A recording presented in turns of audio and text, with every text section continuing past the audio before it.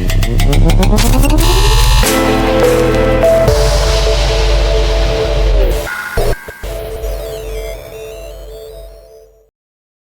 giving me the opportunity to present some of my research papers on multimethod and multi-study.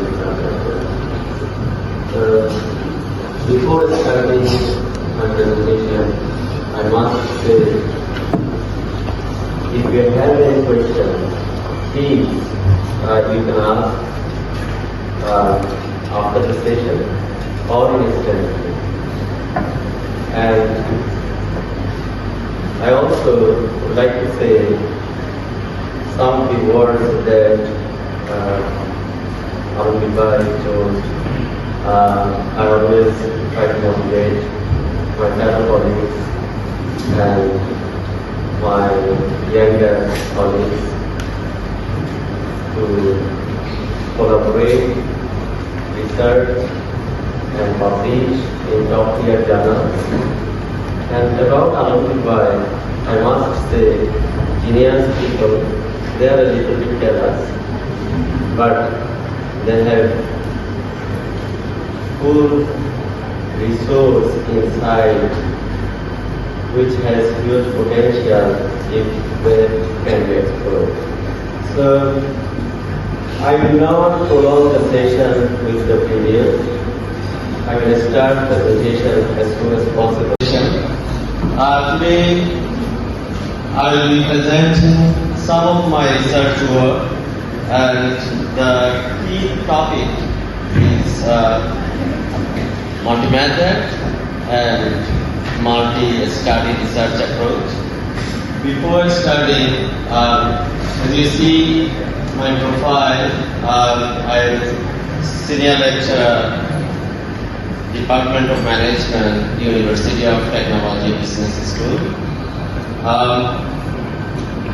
University of Technology Business School is number 1 young universities in Australia and ranked 50th, within 50th young universities in overall worldwide.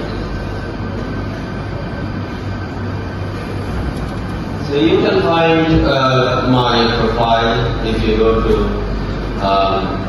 University of Technology Singapore. Just if you type Maruf Hossan Chowdhury in Google, you will find my profile and you will find my research. If you are interested to see some of my research, you can find it. And also, you can find my research in Google Scholar.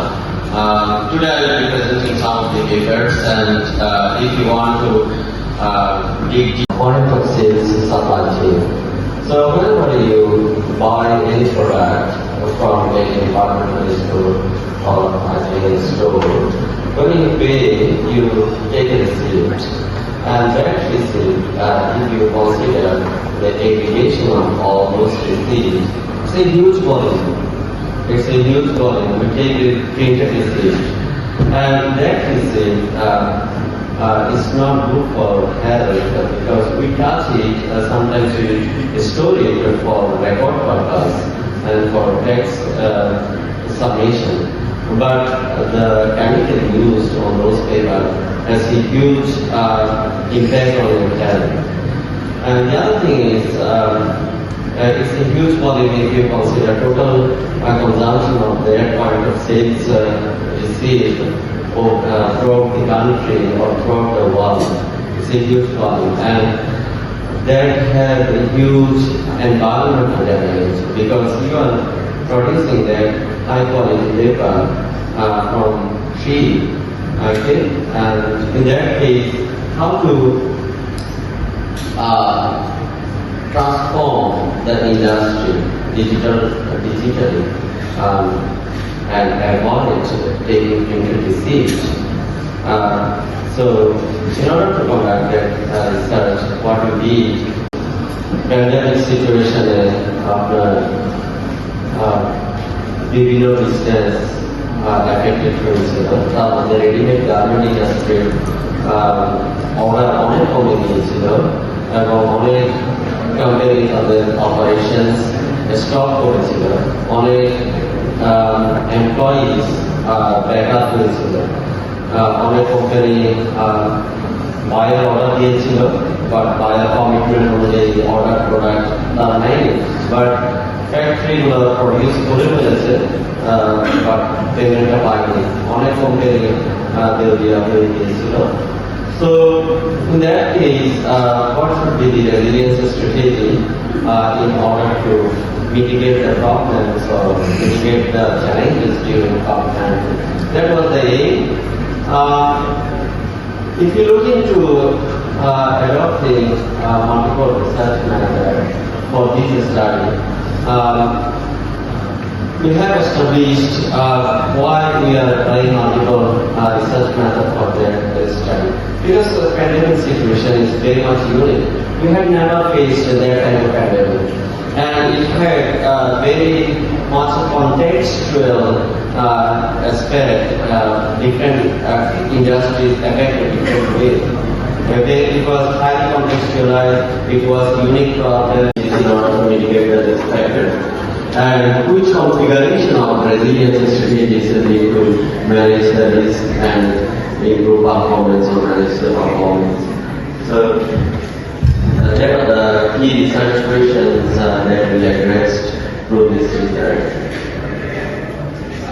So in research method, as I told, we apply multiple research methods.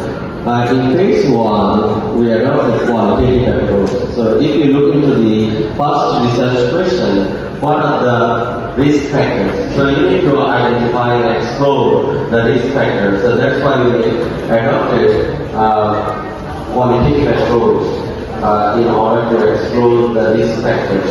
So through interview with the decision maker to identify the risk factors. For example, we identified 15 or 20 risk factors that were affecting the industry. Responses around 70 respondents, so far I remember. And then we tried to conceptualize a model that you have strategies can minimize the risk factors, and if you apply resilience strategy, that can improve your performance. So that's the model. You have resilience strategies that can improve your performance. You have resilience strategies that can minimize risk factors, which eventually will contribute to improving your performance. That's the model. Okay? Then we try to test the model using configurational approach, and this is the result of the configurational approach. If I quickly explain a bit about the models, if you look into first model, supply chain performance is a function of negation of risk. So negation of risk means risk minimization. Negation of risk means risk minimization. If you can minimize risk, you can improve performance. And that particular construct, quantify that particular construct very scientifically in order to avoid any sort of questions. So that's why I had to quantify and measure supply chain resilience, and I had to go through the process of a scale development. That's a very rigorous process, very hard work process. It had four steps. I will show